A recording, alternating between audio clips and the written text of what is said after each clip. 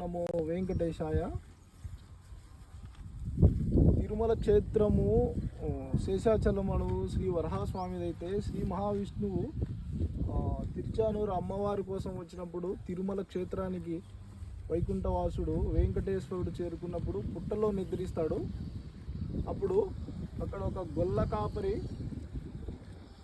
ఆవులను మేపుతూ ఉంటాడు. అప్పుడు శ్రీనివాసుడు పుట్టలో నిద్రించేటప్పుడు శ్రీనివాసుని ఆకలి తీర్చడానికి బ్రహ్మదేవుడు సాక్షాత్తు భూలోకానికి వచ్చి వెంకటేశ్వర స్వామి ఆకలి తీర్చడానికి ఆవు రూపంలో పుట్టలోకి వెళ్ళి పుట్ట దగ్గరికి వెళ్ళి అక్కడ పుట్టలో పాలు ఇస్తూ ఉంటాడు. అప్పుడు గొల్ల కాపరి రోజు పాలు ఎలా పోతున్నాయి ఏంటని చూసి ఆవును కాపు కాసినప్పుడు బ్రహ్మదేవుడు ఆవు రూపంలో ఉన్నటువంటి బ్రహ్మదేవుడు సాక్షాత్ పుట్ట దగ్గరికి వెళ్ళి పాలు ఇచ్చేటప్పుడు అప్పుడు గొల్ల కాపరి గొడ్డలు తీసుకొని వేయడం జరుగుతుంది.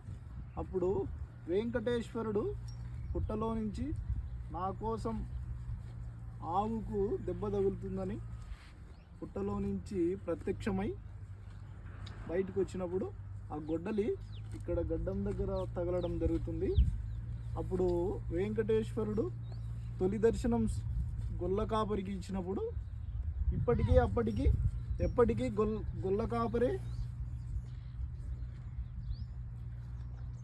శ్రీవారి ఆలయం తలుపులు తెరిచి తొలి దర్శనం గొల్ల కాపరికి వాళ్ళ కుటుంబీకులకే ఉంటుంది. అది ఎంతో మన ఆంధ్రప్రదేశ్ ప్రజలందరూ ఎంతో పుణ్యం చేసుకున్న వాళ్ళు అవుతారు. సో ఇప్పటికీ అప్పటికి క్రీస్తు శకం 2వ శతాబ్దంలో స్వామివారు తిరుమల క్షేత్రానికి వచ్చినట్టు వేదాలు చెప్తున్నాయి. సో ఇప్పటికీ కూడా మన యొక్క వేదాలు పురాణాలు చెప్పినట్టే మనం గోవును ఎంతగానో ప్రేమించి ఎంతగానో పుణ్యదానం, గోదానం, అన్నదానం, ప్రాణదానం అని ఎన్నో మనకు వేదాలు చెప్పినప్పటికీ కూడా గోదానం ఎంతో ముఖ్యము. మనకు గోవు మన కన్న తల్లితో సమానం.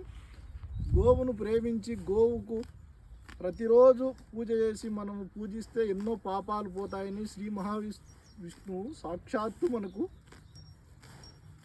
ఆయన తొలి దర్శనం జరిగినప్పుడు ఆయనే చెప్పడం జరిగింది ఆయన రూపంలో. సో అందరూ కూడా మనము గోవును హింసించకుండా గోవును ప్రతి ఒక్కరు కూడా కన్న తల్లితో సమానంగా చూశారు కదా. ఇప్పుడు ఎంతోమంది గోవును పూజించడం వల్ల ఎంతో మేలు జరుగుతుంది. ఎవరు కూడా గోవును కొట్టకూడదు, తిట్టకూడదు.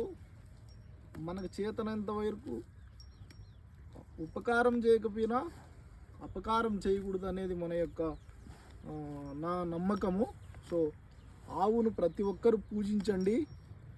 తిరుమలలో ఉన్నటువంటి గోశాల ఉంది, అక్కడ తిరుపతిలో ఉంది, తిరుమలలో ఉంది. ప్రతి ఒక్కరూ మీ ఇంట్లో చిన్న ఆవు ఉన్నా కూడా అక్కడ వదిలిపెట్టారంటే ఎంతో పుణ్యం జరుగుతుంది.